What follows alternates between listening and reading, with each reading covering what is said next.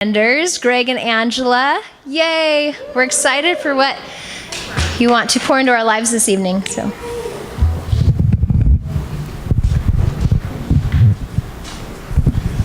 thank you, Christy. And thanks for everybody who's able to make it out on this bitter, cold day. Super busy. Stuck in a volleyball gymnasium for 2 days, wearing my stocking cap the whole time. It was so cold in there. I'm sorry, you were not stuck there. You're a powerful person. You chose. Oh, come on. If I had stepped outside, I'd have been even colder. Anyway, we are glad that you came. Super glad. And super had a great time. We did have a great time. Super great time doing volleyball. What do you have there? I got a gift. You did? From Miss Ann. What? Did you see this yet? It's called He was in there. He was in there. Yeah, I thought you were in there. It's called The Book of Answers, which is ironic and hilarious for us because we talk about, not about seeking answers, but about seeking relationships. So Ann, knowing this, got us the Book of Answers. And basically it's like a magic 8-ball, but it's like a whole bunch of answers. So instead of getting the same thing over and over again, so we said, we'll just do this for fun. And what was the first question Abraham asked was, should we keep doing this church thing? No, he said, should we keep the book at home or here? Oh, I thought you said, should we keep doing this at home or here? Or church meaning. You meant the book? He meant the book. Oh, he meant the book. So the answer that popped up was initiate an adventure. Initiate an adventure. I know, isn't that awesome? It's hilarious. So some of the answers include, if you're looking for some answers in your life, are you ready? If you're looking for some answers in your life, we aren't going to give any, but this book might give you some. So if you hear an answer and you know how to phrase the question properly, right, you can get just what you want to out of this book. So your first answer is avoid the first solution. That's the first answer. Are you ready? The next one is speak up about it. Are you ready? Your next answer is reveal your thoughts to a trusted confidant. This is super wisdom in here, right? These are not in numerical order. No. And then you'll have to make it up as you go. Right? So seriously like us, right? And it will sustain you. And the outcome will be positive. This is getting hilarious. These are good answers. It isn't personal though. Just in case you want it. It will be an opportunity. But get more sleep. Yes. Yes, need more sleep after this weekend. I have never seen anyone protect their sleep more than this man right here. He's like, there's a lot of things that can go, but sleep is not one of them. No. And if all else fails, take the lead. And lastly, for your question that you might have wanted answered, was please remain objective. How fun is that? I just love it. It's so good. Okay, I have to go to the very last page. The very last page? The very last page. That's not the acknowledgments. I love it. Are you ready? Don't get caught up in the details. There you go. That was so fun. So thank you, Ann, for that. Hilarious. It's a fat book. It's a super fat book. I like fatness. There we go. So good. So, Genevieve, you want to share your art that you did? Yeah? Okay, I'm going to pull it up. You want to get with Mr. Greg and tell him what it was that you were thinking when you were doing this with the Lord. Ooh, we got two sides happening here. Do you want us to share it on your behalf, or do you want to come up here, Genevieve? You want to come up and talk about it? And you don't have to if you don't want to. No, she's going to not come up. But we have what looks to be like a super cool guy or girl, kind of cowboyish. Am I totally off on that? I hate guessing because it could be totally offensive, and I apologize for that. It's a cowgirl? Oh, well, she's looking a little cowgirlish herself, so this might be a self-portrait happening here. I like the grin a lot. I super like the horse. She's trying to learn how to draw a horse. Trying to learn how to draw a horse. Hey, Darby's learning how to draw. And there's amazing YouTube videos out there for any of you who've decided you want to learn how to draw. And then we have a Christmas tree and a whole bunch of big blobs, which I'm hoping are snow and stars. What? That was yours? Nicely done. Thanks, Elliot. Super good, Elliot. I love it. I love the shininess, the sparkliness. And then there's something happening over here on this one. Which I'm not, oh, there's two things. Who did this side? I didn't realize there was this much art happening over here with the Lord. Ride like the queen. Ride like the queen. You're the queen? What? Who did it? She did. She did it? Wow, you're prolific. That was super zippy. 15 minutes and you did like multiple artworks. So for those of you who feel the Lord is going, go, go, ride like the queen, that's hilarious. And what? What? She's trying to take the book of answers. Really? Are you wanting the book of answers right this second? What? Have it. Yes, you can have it. And then we have something happening here which looks like somebody's going down a hill. Is that yours too? Is somebody going down a hill? Sledding.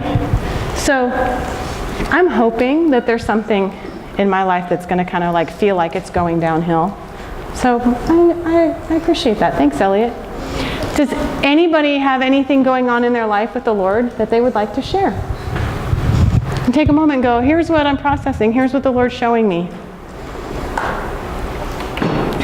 It's totally cool if nobody does.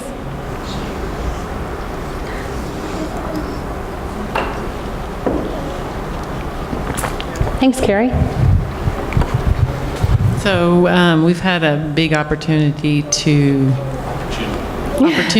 yes. Opportunity To grow. Meaning we... Something disguised like a negative. Something disguised like a big negative that could have taken me out way back before. Not to say that there wasn't a lot of disappointment, and that's the thing I'm learning is it's okay to be disappointed. It's okay to have your feelings and all that behind everything, but then also just say, God, what are you saying about this and what do you want us to do? That's awesome. So yeah, it was just disappointment. We had been looking forward since August to go to my younger sister's, who has a son that's the same age as our girls, and they just adore him. And so it was a real big shock when I got an email on early Saturday morning, saying that they wanted to cancel us coming, and not really even, well, the reason was, there was reasons that they had, but there seemed like there might be some things behind it, but we chose to think, we kept speaking, we're going to speak the best of them. We don't know exactly what's going on. Yeah. So it's a choice, is what we're learning. It's a choice and then at one point we were going back and forth about different possibilities, and then all of a sudden I just felt that God was saying, any choice that we make can be incredible and wonderful and fun, and we can make it the most. Yeah. And any choice cannot be that. It depends on what our attitude is going to be about the biggest disappointment, and are we going to forgive and then move on rather than just sit in this place. I mean, we were all really bummed, just like, oh, I'm so depressed, and I'm like, so we can choose to stay here, or we can choose to, and it was within that yeah, I think our whole family kind of grew through something that was really tough. So we thank God for, his walking us through some. It's really good, isn't it? Yeah. Really, really good. Way to go, guys. Yeah. There's so many circumstances that are out of our control. And then even knowing that you have an option to choose how you respond to it, and letting the Lord open up a whole new conversation of what opportunity exists here. That's just really powerful. It's really, really powerful, because it means nothing then can hold you back in the midst of circumstances. You don't have to live your life kind of trying to navigate around fears or hurts or what ifs. Powerful choices. Yeah, and then make powerful choices.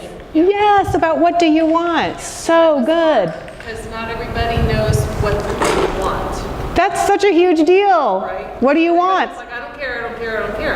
Right. Okay, so what do we care? I just want something to land on me that sounds awesome, right? It's like a house, the realtor asks the people, what do you want? And they're like, well, we want, this and this. We just want it all to land on us to actually articulate what that is. Can sometimes be a challenge. What do I want in my life? What do I want this holiday to be? I am now free to choose. Right. How many of us are overwhelmed by the freedom to choose in a couple of places? It's a big deal, right? So good. Thanks, Carrie. Okay. One more? Okay. Yay, Heather. Heather is in the house. So I've been doing weekly trauma therapy, Yes, and it's good. called EMDR. And it's been so awesome that each week the Lord meets me sooner and sooner into the process. So you start off with a traumatic event and kind of process through that, and the Lord always meets me, and it's a conversation. And because I've practiced so much here and for the past couple years, it's been so easy to go back and forth like a conversation for like an hour with the Lord, and just there's no therapy like a direct word from the Lord. Like it takes the place. Like I don't really want to hear what a counselor has to say that much. but when the words are directly from the Lord, it's like I leave there empowered. Yeah. And what I love about the Lord is, He knows us so well that He gives us exactly what we need for that week. So I'm very practical, and I need like a mantra for the week, and every week I leave with something to write on my arm. And one of the weeks was I have a choice. And I have a choice whether to be abused anymore. And I can say no. And for a long time I didn't think that. Right. And so I went home that week and I said no big. to it. And like the next week was I have a choice to bless. And that's just what the Lord something to go, I have a choice and I can bless. And then this past week it was I am peace. And wherever I go, I bring peace. And then the other thing with that on my other arm, he has me write it like with a Sharpie so it's right there in front of me, which was the infinity symbol. And what he said was, it's me and you and you and me and me and you. And that's how it's going to be through this and through everything else. And you won't know where you stop and I begin. And so I just praise God that, in the midst of a very difficult season of my life, the Lord has been very loud, and I've been able to hear from Him every week as like in a conversation. So I'm so thankful for that. And I have seen so much growth even in the midst of a circumstance which is still difficult on a day-to-day basis. So, yay. Yeah, that's really good. Powerful statements. Yeah, super good. Pretty cool, huh? Yeah, way cool. Way cool. Maybe you should have a whole series on becoming a powerful person. It's like we just spent a whole summer doing that, and then here we all are becoming powerful people. Oh, like we is were that what powerful happened? people, like we were, and now we're becoming even more powerful Yep. and celebrating the choices that we have. It's so good. It's so good. You want to add anything to that? No, I made Okay. my statement. All right. We're going to allow kids to go. And Abraham, I am going to allow you to change your pants early. You may go put your shorts on, but you need to do it very, very quickly because you need to go with Miss Christie. So kids are allowed to go. Abraham believes that he is being tortured by his pants. So, He lives in Phoenix. He wears shorts every single day of his life. but we're going to Colorado, so he needs to practice. One day, we ask him to wear long pants. And it's as if he's being abused. This is how he came walking. They hurt my legs when they rub together. I can't stand it. Like, is there something wrong with you? No, it just hurts so bad. It's pants. Like, what happened to the days where you would only wear pants and you wouldn't wear shorts? Like, right? You finally get them in. Yeah, anyway, there's that. Okay. I'm just trying to get my mic kind of in a place that makes sense here. Because I'm wearing a weirdly turtlenecky kind of thing. Okay. So, we're rocking and rolling. We are rocking and rolling. Super excited. Hi, Dad. Hi. Yeah, hi. No, it's good. All good. All day today, I felt incredibly overwhelmed. And it was a weird kind of overwhelming, like intensely overwhelming, the kind of overwhelming where you feel like you can't even think straight. And Did it start like when I woke you up? And 55 minutes after you intended to get up? And we had to get out the door in 20 minutes? Yes. It didn't start there, but I'm not sure. I'm not sure where it started. It might have started anyway.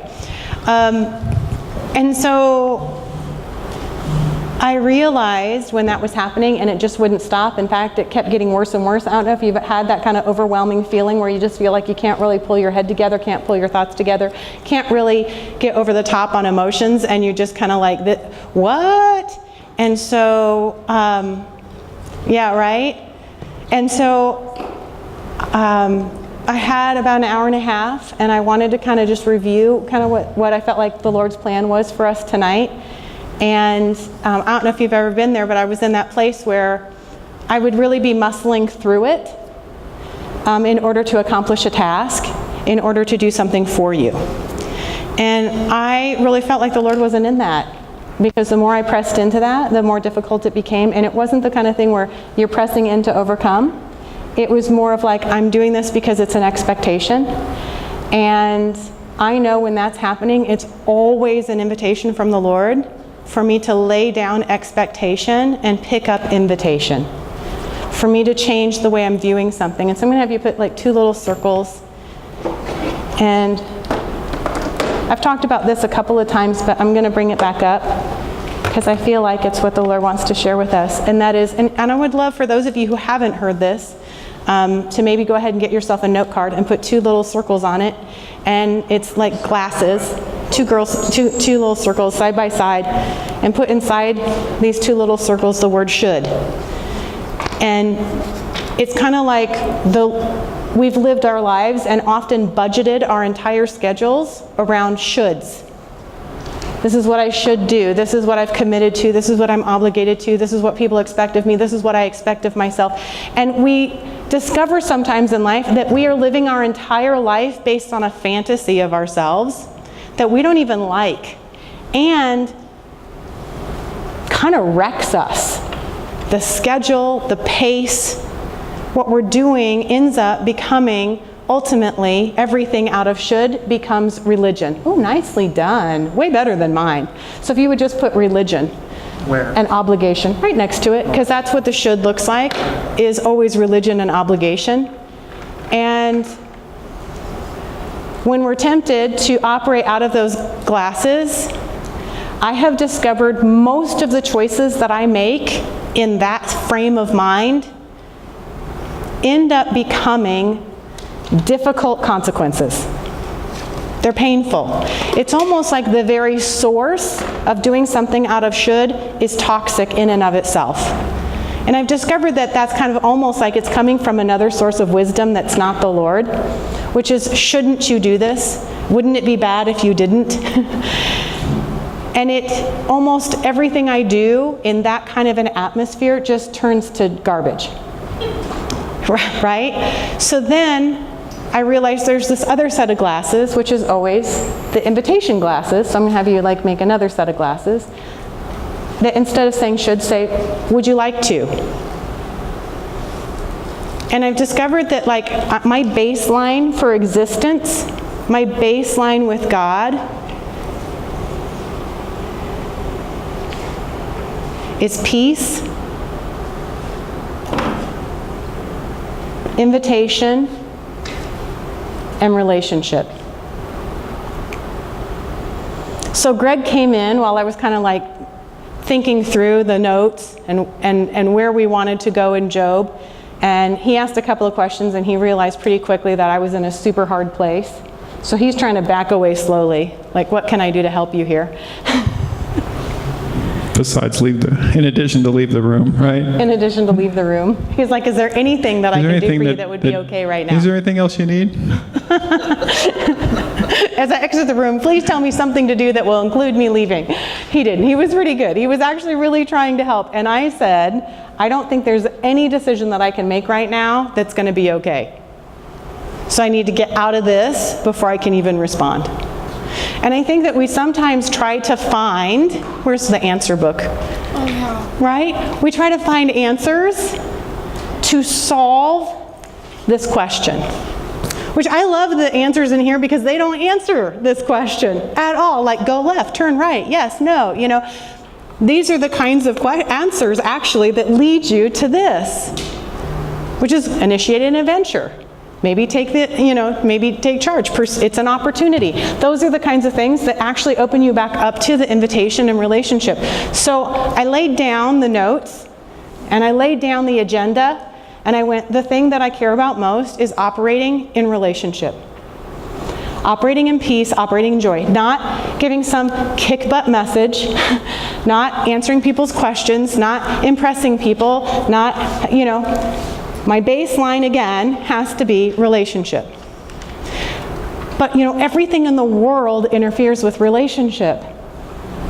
And the biggest thing that interferes with it is expectation. Expectation of who I want to be for other people, expectation of who I want to be in my own eyes, expectation of how I want to be for other people. That happens all the time. And I have been learning for about the last decade how to lay down the should for the would you like to, and the relationship piece. And this is so key in every little area of our lives, is to start up the conversation, because when we are living out of this place, what we find ourselves doing is we have no energy, we have no enthusiasm, we have no excitement, we are depleted, angry, bitter, and frustrated. And do you know why we're bitter and frustrated? Because we've basically done something we didn't want to do, and how often are people super grateful? Never. They're never grateful enough for the sacrifice we made that they didn't even know we made. It's never enough.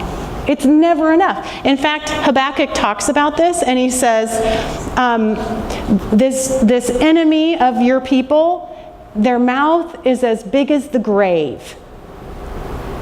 And I discovered that really what the Lord was talking about was like the enemy of our soul, the fallen mindset that would just devour our whole life, could take us into death and never be satisfied. It could consume the whole world and it will never be enough. In fact, the very message, you are not enough, comes from this mindset. The sensation and the feeling that you are not enough in any relationship, in any experience, in any opportunity, always comes from this place of should. So you're kind of like shot from the beginning. So let me here's what hang on, I'm going to kind of just recenter with the Lord, checking in with him. Okay, he says, go back to the story. So I just laid down and moved out of that second heaven spot, that place of turmoil, that place of just overwhelmed, and went, okay, Lord, our baseline is relationship, conversation, and peace. So let me get to that spot. And I called up my spirit. Because my spirit is made to lead my emotions. My spirit is made to lead my mind. That's part of the challenge that we've had our whole lives, is that we haven't been awakened in our spirit, and we have been led most of our lives by logic and reason and emotion, and those have been our guides. And we're learning how to allow our spirit to lead. So I called up my spirit and I said, you're not in turmoil. Spirit, you're not in turmoil. You're not confused. You're not all weirded out. You're at perfect peace. My spirit is at perfect peace within me. Ephesians 3 goes into great depth, and much of Philippians, about how our spirit resides with Christ in heavenly places. So my spirit resides with God in Christ in heavenly places and has access to all spiritual blessing and all wisdom right now. And I called up my spirit and I said, lead my emotions, because and lead my mind. And I said yes. And so we just rested. So I want to take a moment right now and invite us all to rest. Because I had a different agenda that I thought was really, really exciting for today. But I found myself in the weeds. And I needed to get back to a place of relationship and rest and peace, because I don't know if you know this, but rest is a weapon. Rest is a weapon against anxiety. Rest is a weapon against futility, against bitterness, against anger, against illusionment, meaning being illusioned about ourselves or others. Rest is what wearies out the enemy and negativity. Our rest drives negativity just absolutely bonkers. If you want to torture the thing that's been torturing you all your life, learn how to rest. So I wanted to take just like 1 minute and allow us to let our spirit lead. And just for us to call up our spirit, to lead our emotions and our mind, and for us to release something, which is our reaction to the negative things that might be happening in our lives right now, which is what we're describing already. You chose to release the negative thoughts and feelings, and you chose to release your own response. So I feel the Lord inviting us into a place to release our own negative response to ... Whatever it is that belongs in our should glasses. We'll just take 1 minute and ask the Holy Spirit to help us to do that. And honestly, if you have no idea what to do during this time, you can make a grocery list or a list of things you want to do. But if you want to engage, allow yourself and your mind to drift to the things that the Holy Spirit leads you to, and just go, I release that, and I release my reaction to it. Okay, thank you, Lord.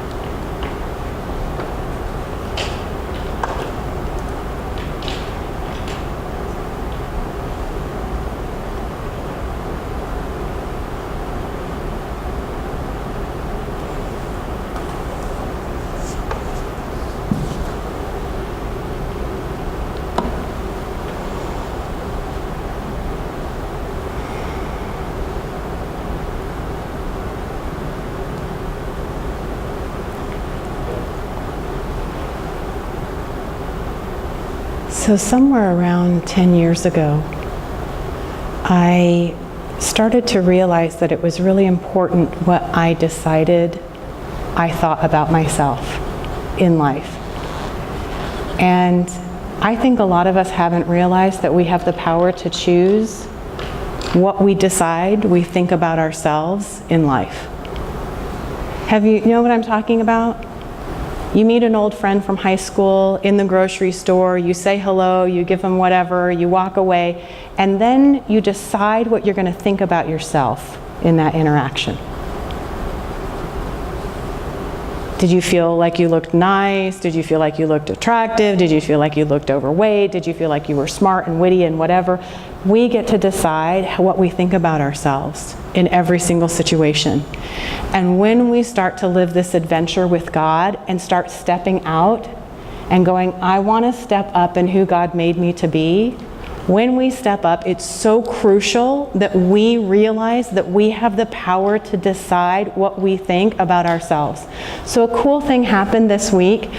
We had an amazing gal share at Tribe, in addition to you, Carrie, so not Carrie. And she did a little interview with Kristen, and she just got to share about her journey and her story and her life. And I called her this week and I said, how did you feel about that? And she said, oh, it was okay. I got through it. That was the conclusion. That was the best conclusion she could come up with. Anybody there in parts of your life? It was okay, I got through it. And I said, well, you know what? That's not good enough. That's not good enough. To decide it's okay, I got through it, isn't a good enough conclusion. So I said, hey, we need to rethink that. So I'm going to ask you to ask your spirit, what do you think about that? And she was like, what? And I said, I need you to ask your spirit what you actually think about how you did sharing about yourself and your story and your relationship with God. And so she was like, okay, I think I can do that. And she goes, well, you know what? I think it went pretty well. I think it was pretty good. I had people come up to me afterwards and tell me that it was good. And I said, that's excellent, but that's not good enough. It's not good enough. Because for us to use other people as our guide as to whether or not something was good, I mean, what happens when we're partnering with God and nobody thinks we're doing the right thing? How many of us have been there, right? So if that's our lens, whoa, you know, like, that's going to be painful life. So I said, it's super great that people were super blessed, but that's not good enough. Let's ask your spirit again what your spirit thinks about how you did, and let's ask God what he thinks about how you did. And you know what? Isn't it funny? She goes, I never even thought to ask the Lord what he thought about how I did. And how many of us forget to do that? How many of us are walking through life and we have a parenting moment and we ask the Lord, like, I think I blew that. How do you think about what I did? How do you feel about that? How do you feel about how I just did? And we never even think to ask him. So she goes, okay, now? And I said, well, I'll just ask for you. We'll just pray together, and then maybe you want to get back to me. So far, I had not told her anything about what I felt, because I wanted to open up the space for her to decide for herself how she felt. And she had just gone with the natural thing, which is, one, well, I certainly shouldn't think I did awesome, because that's not allowed, right? And it felt kind of difficult, and it felt challenging, so it was pretty bad, but I know it was probably good, so I'll kind of land on, it was probably okay, probably good. Like, how we decide our adventure is with God determines what we look forward to and how we experience it in the future. And when we start stepping into our true identity, guess what's going to smack the crud out of us? Negativity. Right? Haven't you seen that happen? When we start to step out in our true identity in any kind of relationship, whether it's our marriage, whether it is a parent-child relationship, whether it's a sibling relationship, we start stepping out in our true identity, guess what's going to happen? It's going to be contended for. The very things that would stop us from being a giant in that space will pop up. And it's not a test. I think people used to interpret like, that's God testing me, or that's, you know, like all my junk coming out. No, what it is it's every negative thing that you didn't know you agreed with popping up so that you can overcome it. It is a gift to you to discover the things that are pressing on you so that you can go, oh, now I know what giants are in my space, because by the time I leave this land, you, which are a giant to me, will be a grasshopper. These thoughts that are kicking my booty about me will be like a grasshopper by the time I leave this space. It's like Joshua and Caleb, right, going in and spying out the land, and they're like, this is a good land flowing with milk and honey. We are well able to take it. And all the other spies said what?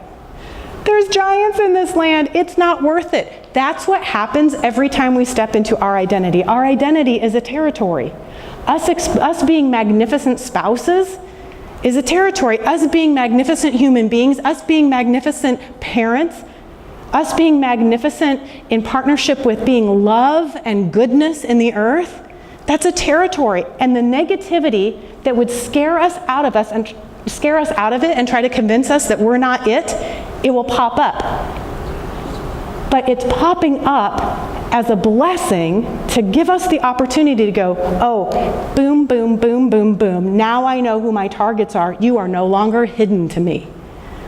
Because I now know the very thoughts and ideas and concepts that used to kick my butt, but you will become nothing to me by the time I leave this space.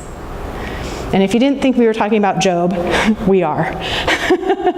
Because that's exactly what happened in Job.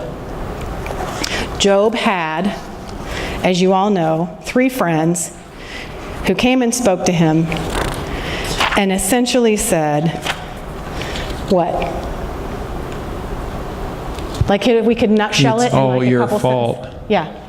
This is your fault. You totally suck. This wouldn't be happening to you if you hadn't sinned in some way. Who do you think you are for questioning God? Because no innocent person actually suffers. That was the conclusion. No innocent person, and you can find it verse by verse by verse, no innocent person actually suffers. And Job keeps responding and going, I am innocent in this. I am really innocent in this. And I have been treated unjustly by God. Like, did it ever occur to any of you, this is probably going to be my little bomb, so if it doesn't like really shake you up, like, I'm sorry, this is my big thing. This is it, right? It's going to happen right now. This is it. Has it ever occurred to you in all of the universe and possible universes that could possibly be out there that we haven't even realized are there, why would God choose to put humanity and evil on the same planet?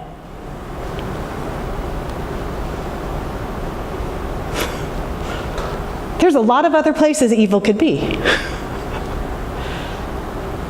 So why would humanity and evil be on the same planet? Why would a good God do that if he loved us so much? Right? Okay, thought? Anyone have a thought or a comment? Yeah. Hang on. And you don't have to have an answer, you just can have a OMG, like, really? Or I've been thinking that since I was 5 years old. We have a book of answers, that's not. This is true. We'll shake it up and we'll open it up. We'll see what the answer is. Thanks, Adrian.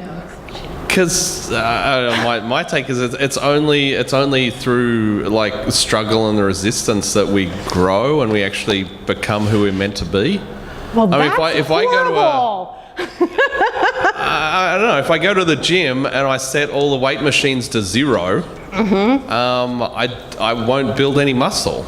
I mean, unless I'm pushing against something, Right. I'm going to come out of the gym like a limp noodle. I mean, Right. So okay, so that's a and also really the good thing that's in possibility. me, it's only when I struggle that the things that are in me